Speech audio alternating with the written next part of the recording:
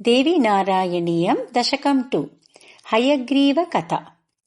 रणेषु दैत्येषु हतेषु देवाः पुरा प्रहृष्टा सहदातृशर्वाः। ययक्षवो यज्ञपतिं विनीताः प्रपेदिरे विष्णुमनन्तवीर्यम्।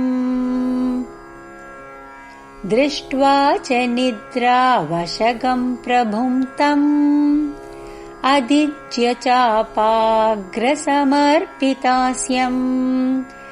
आश्चर्यमापुर्विबुधानकोऽपि प्रबोधयत्तं खलु पापभीत्या।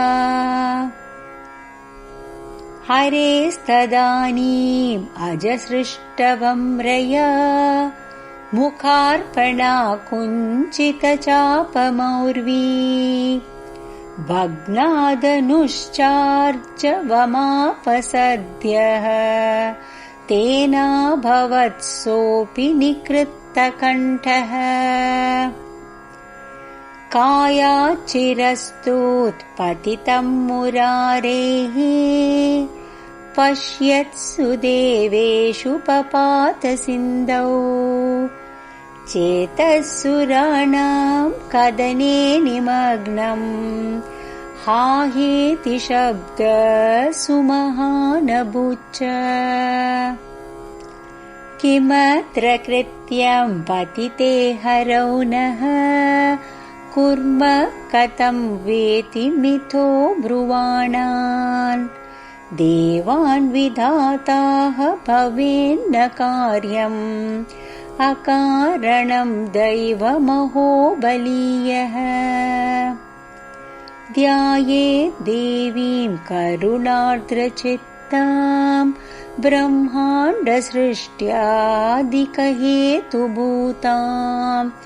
सर्वाणि कार्याणि विधास्यते नः सा सर्वशक्ता सगुणा गुणा च। इत्यूचुष प्रेरणया विधातुः त्वामेव वेदानुनुः सुराश्च। दिवे स्थिता देवगणां स्वमाथ भद्रं भवेद्वो हरिणेत्रिषेण। दैत्यो हयग्रीव इति प्रसिद्धो मयैव दत्तेन वरेण वीरः।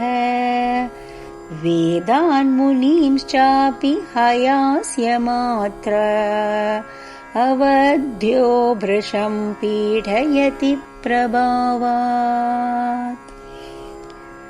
दैवेन कृत्तां हरिशीर्षमध्य संयोज्यतां वाजिशिरोऽस्य काये। ततो हयग्रीवतया मुरारेर्दैत्यं हयग्रीवमरं निहन्ता।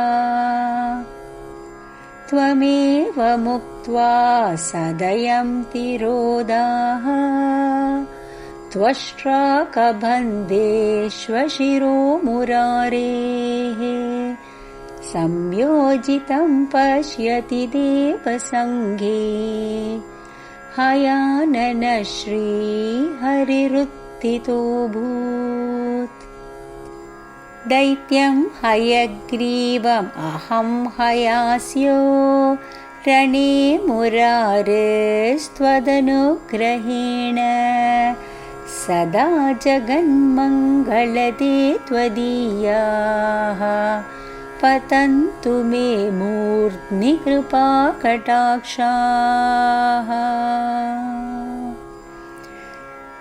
श्रीमात्रे नमः।